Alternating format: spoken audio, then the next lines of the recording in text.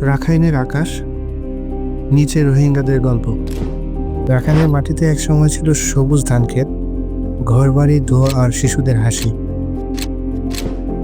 কিন্তু একদিন আগুন নেমে এলো, মাটির গন্ধ পুড়ে গেল।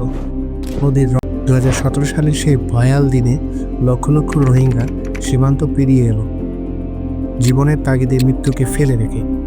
আজ তারা আশ্রয় নিয়েছে উখিয়ার বিস্তীর্ণ শরণার্থী শিবিরে, যা এখন পৃথিবীর সবচেয়ে বড় শরণার্থী ক্যাম্প। এখানে জীবন থেমে নেই, তবু আটকে গেছে সময়।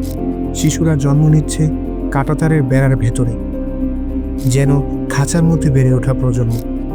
শিক্ষা সীমিত, স্বপ্ন সীমিত, তবু তারা হাসতে শেখে, খেলতে শেখে, কারণ আশা কখনো পুরোপুরি মরে যায় না।